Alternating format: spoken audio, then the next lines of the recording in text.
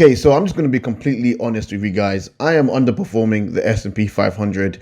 The S&P 500 is absolutely crushing my ass this year. I mean, look at my portfolio. This is my hyper growth portfolio, and it's hyper decline at the moment. My total returns, I'm down -6%, and that translates to an unrealized loss of £18,000. Now, in my opinion, this has been an incredible year for builders, right? So if you are in this market for the long term, this year has been an incredible year for us to build our wealth as the value of our investments has declined. You've had a lot of time, pretty much since mid-February, to build up solid positions in some fantastic companies. So in this video, I'm going to walk you through my positions in my growth portfolio and just be transparent and show you how deep in the red I am in some of my positions. But before we dive into that, I really want to give my 2 cents onto why I believe this year has turned out the way it has, and why small and mid caps have been beaten up. But before we dive into that, the question is, am I worried about being down -18,000 in my growth portfolio? And the answer is no. And the reason why is because of this. Okay, so this was from Peter Lynch's book, Beating the Streets. Again, another classic, another smash hit. Definitely get it for yourself for Christmas if you haven't already. But this is what Peter Lynch had to say in summary towards the end of the book. He says, right, often, there is no correlation between the success of a company's operations and the success of its stock over a few months or even a few years, okay? That's facts. We've seen this exact statement play out in many of the investments that we've made, in the likes of HIMS, in the likes of BIGC, in the likes of OPAD, in the likes of OPENDOOR, in the likes of Palantir, in the likes of Tattooed Chef. I mean, all these positions, I'm going to show you how deep I am in the red with these. But if you look at the company's operations, especially if you've been paying attention to their earnings from Q4 2020 all the way to Q3 2021, all of them have been smashing it, okay? But the stock has been beaten down, okay? So this is what he says, that there's no correlation, right? In the short term, if you're in this for a few months or even a few years, right? There's no correlation between the success of a company's operations and the success of its stock. Facts, okay? However, in the long term though, okay? In the long term, there is a 100% correlation between the success of the company and the success of its stock, okay? This disparity is key to making money. It pays to be patient and to own successful companies, all right? So this paragraph alone is where my confidence lays and why I am not worried about being down in the red by -18 grand, because I know that in the long term, there is a 100% correlation between the success of the businesses that I've invested in and the success of its stock, okay? So yes, we've had a couple of months being in the red, pretty much since mid-February, and it's just been a downward spiral. But I know in the long term, as long as I remain patient, and as long as the businesses that I've invested in and the management teams continue to execute, I know in the long run, this is how I'm going to build my wealth, okay? Now, with that said, so this was some research done by BCG Analysis. It was Morgan Stanley's research, right? And I want to shout out Brian Ferrodi. I completely borrowed this from him, but I find this really paints a picture of what Peter Lynch said in that paragraph that I just shared with you. And it really just shows the life cycle of a business, okay? And what investors, what the market pays attention to as the companies mature in the market. So typically in the first year of a company's life cycle, the most important factor or the most important thing that investors pay attention to are multiples, all right? Followed by revenue growth. Then you have margins and then free cash flow. Okay, so that's year one. But by year 3 of a business life cycle on the markets, you can see the dynamics change. Okay, so it's no longer really about multiples. It's now about revenue growth, okay, which is about 50% now of what the market looks to, right? Then that's followed by margins, then multiples, and then, of course, free cash flow. But look what happens by year 10. You know, revenue growth becomes the main focal point, which represents 74% of what Wall Street is looking for in terms of performance, followed by margins, then multiples, and then free cash flow, okay? I believe what this research shows and also what Peter Lynch says to be a matter of fact. And as long as the companies that I've invested in continues to perform, I know in the long term, that's all that will really matter to the success of the stock and also for me to grow my wealth. So with that said, I have no worries because I'm very confident in the businesses that I've invested in. And with that said, let's dive into some of my positions, okay?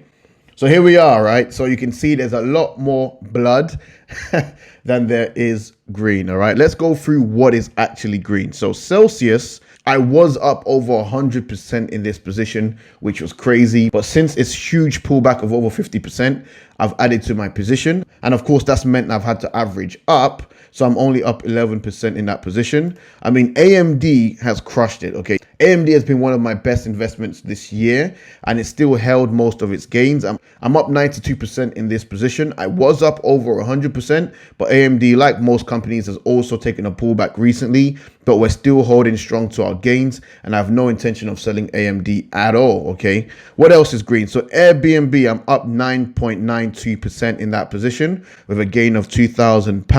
OPAD is another position that I've spoken about on this channel many times. I'm up 9.72%. What else is green? So I'm up 4.5% in Facebook, which is a new position that we started over the past 2 weeks. I'm also up 1.82% in Corsair. That's another new position. And that's pretty much it, right? That's pretty much it for my portfolio. But as you can see, I am deep in the red by a lot of these positions. Tattooed Chef, I'm down -7% at the moment, which is not too bad, to be fair. The Chef has really been consolidating. We've not seen much blood in the Chef. And also, we haven't really heard much since Q3 earnings from the company. So it's kind of just been in limbo right now, I feel, with Tattooed Chef. There's been no real news. And the stock hasn't really done much. It's ranged between $15 to $16. So yeah, the Tattoo Chef, I'm just down only 7% in. Palantir, I'm down 5% in. You know, Palantir has been declining heavily, but we've got a low cost basis, so I'm down -5% in Palantir. My HIMS position is getting wrecked. I'm down -21% in HIMS, but I mean, the company has continued to perform each and every quarter, month after month. There's been fantastic news. Seeing insiders also take advantage of the depressed stock. And I mean, as long as Andrew Dudum and the team continue to execute, I'm going to continue to hold. So I'm down 21% in that position. Alibaba, wow. So yeah, Alibaba, I'm down -32.88%.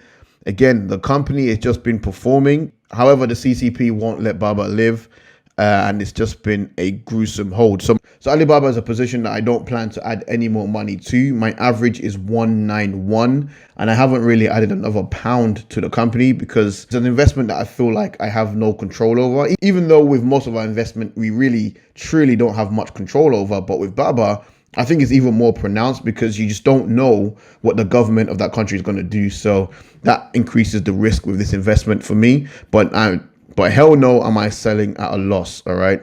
So OPENDOOR, I'm down -12% in right now. That's a loss of -6,400 £. Again, this is my highest conviction stock. And yeah, I've spoken about OPENDOOR many times, okay? But yeah, that's where we're currently at. BIGC, I am down quite big on. I'm down -31%, so it's my second largest loss, just behind Baba. But again, I have no concerns with this position at the moment, -7,000 £. I'm also down in this company called Immersion, IMMR, and this was a metaverse play for me, but I didn't really put much money in. I put just about 2 grand, I believe it was. I'm down about £457. It's as speculative as it gets. Similarly to Black Sky, that's also a highly speculative position, which to be honest hasn't really played out for me. I saw Palantir were one of the pipe investors for Black Sky when they were a SPAC, and that even gave me more confidence to hold this position, but it's been a terrible hold. You can see I'm down -51% in the position, and I have no plans to add any more to this company. Now, in terms of diversification by company, as you can see, my largest position is OPENDOOR. I have over 45k invested, but you can see the market value since the decline, the value is now sitting at 45 grand, and it represents 16% of my portfolio. So I am really bullish on OPENDOOR. My second largest position is the Chef. It's about 14.6% of my portfolio. Then you have Celsius, which represents 11.4% of my portfolio. Then you have Airbnb, which is about 9%. We have HIMS, which is 7.2% of my portfolio. AMD is about 5.4%. We have Baba, which is 4%. You have OPAD, which is 6.4%. BIGC is 6.1% of my portfolio. We have Facebook, which is 6.8%. Corsair, which is 1.8%. And I told you guys I'm going to keep it like that. I wanted Corsair to be less than 2% of my growth portfolio. And then you have Black Sky, which represents only 1.1%. And then you have that immersion, as you can see, represents only 0.8%. Again, with speculative positions, I don't want to allocate too much of a position to the company. So that's essentially my portfolio. As you can see, my largest position is OPENDOOR. I'm very bullish. And I think if the price tanks even lower, I have no problems adding to OPENDOOR and making it maybe 20% of my growth portfolio overall. I also want to add to OPAD, which is another iBuyer. I'm just really bullish on the iBuying industry. I want to add more to Airbnb. I want to kind of put more money. I want to put some more chips into Airbnb. Facebook is a position as well that I'm really bullish on. I would like to add a little bit more to Facebook, but like you guys already know, I've pretty much gone all in. So the only way I see myself adding to these positions is if over the next couple of months, the bear market continues and these stocks continue to get battered, but I've been in a position to build up my cash pile even more. So I'll probably look to start buying heavy again in February or March. But up until then, this is how my growth portfolio is looking, and I'm just happy to just let it be over the Christmas period and over January and going into Q4 earnings, which will be February for most of these companies. So I hope you gained some value from this video. If you did, please make sure you smash that like button. I wanted to just be transparent with you guys and let you know that, look, I'm also in the red with you guys, but I am not worried at all. As long as management continues to perform, that's all that's going to matter in the long term. So thank you so much for watching. If you're new to the channel, hit that subscribe button and the notification bell if you want to stay up to date with my latest video content. With that said, I'll catch you in the next one. Peace.